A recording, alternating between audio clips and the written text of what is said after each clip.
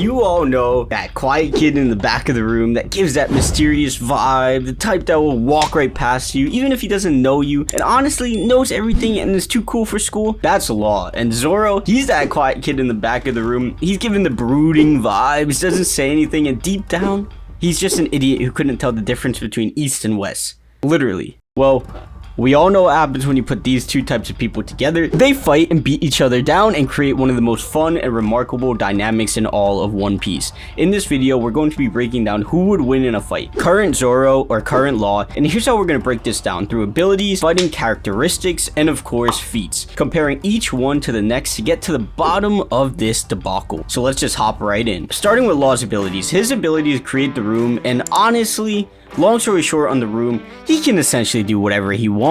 He can cut people, he can flip objects, and then his awakened version of the ability allows him to coat whatever he wants and basically allows him to do whatever he wants with that. In this instance, we saw him extend his sword all the way from Onigashima to the base of Wano. Now Zoro does have a crazy counter. Zoro got 3 swords and a do-rag.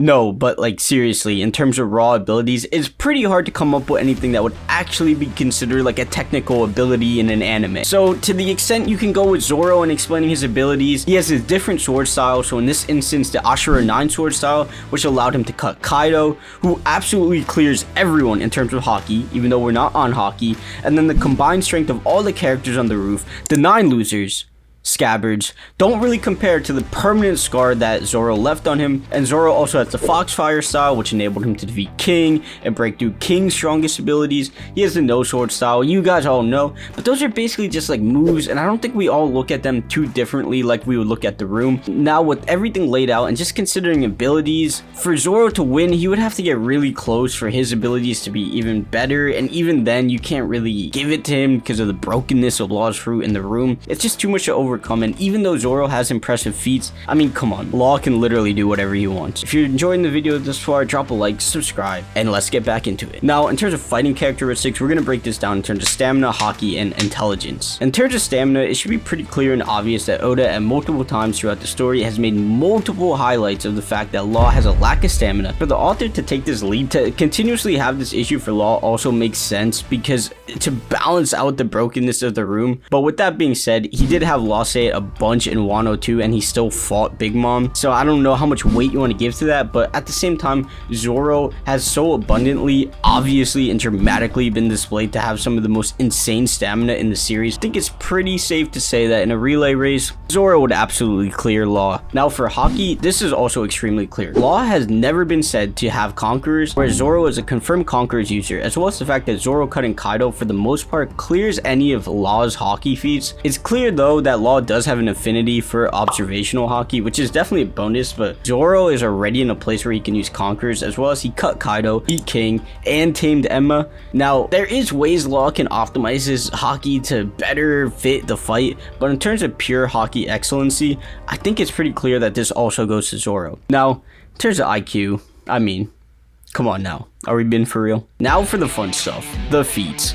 Law walked through Virgo, smoked Hawkins, Smoker who? Fought Fujitoro and Dofi at the same time, and a duo feat against Big Mom, and then lost to the 2 Devil Fruit Blackbeard. So we're not going to go through all of Zoro's feats because we'll be here all day, so I'll just go through the relevant ones. Pika was a strange fight, but we saw him fight this big Castle Rock monster thing pretty easily. Zoro vs Killer saw him utilize like other weapons, also some crazy cool moments in that fight.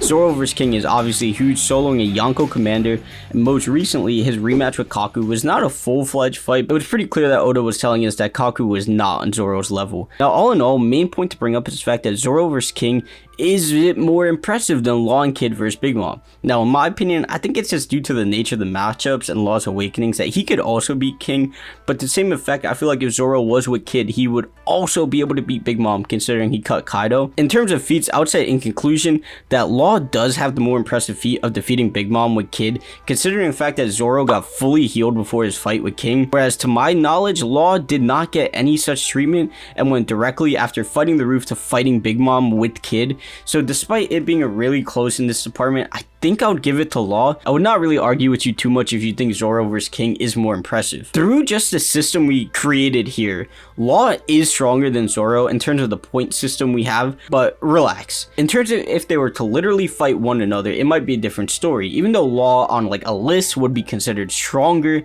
could he actually beat Zoro? Honestly, I think he still would, but the main argument you would have to make is that Oda with Big Mom and Kaido is trying to say that Haki could counter Law's room. But with that being said, we don't know what level of Haki you have to be. Like, do you literally have to be Big Mom and Kaido level? And Zoro has not shown to be on that level, but without that being defined, and also if Law's Haki grows, if Law's strength grows, does it then become harder to break out of the room? There's so much ways that it's hard to define that part that Oda's trying to do. And I think Oda really made it as a one-off to say like, this is why Law can't literally walk up to anyone and kill someone. Without Zoro really being on that level, I think it's pretty clear he's not on Kaido or Big Mom level. I mean, come on. But in terms of strength and matchup, I would still say that the Law's ability is just too much to overcome. It's just so broken. Like, whenever you're creating a hypothetical fight, it's really hard to justify why anyone would beat Law, just considering the brokenness of his ability. Like, man, I'm sorry guys, I don't know what to tell you, man. Like, I kind of wanted Zoro to win too, but it's just hard to gauge. It's hard to say because Zoro gets fully healed and then he barely beats King, whereas Law just goes through fighting everyone and beating Big Mom, and there's a huge part of that. I think most people would say he contributed more than Kid, and at the same time, I don't know if Law would have won that fight without Kid, but it's hard to gauge. It's a duo fight. That's what makes it difficult. That's what makes this conversation so interesting. So these two fan favorite characters by the end will likely be a different story though, because I think Zoro would absolutely wash Law later on in the story, because I think with Law just getting destroyed by Blackbeard, it's pretty clear that his strength might not increase that much for the rest of the story, whereas we know that Zoro, he's going to keep going and he has a lot more to grow. He still has to fight Mihawk. So by end of story, I think Zoro will be strong enough in terms of Haki to beat Law, maybe have more moves, maybe when he opens up that eye, who knows. But with that, if you enjoyed this video, check out Kid vs. Law, and if you liked this video, drop a like, subscribe, and don't forget, we're just getting started. We're going to stay consistent, and I'll see you in the next video.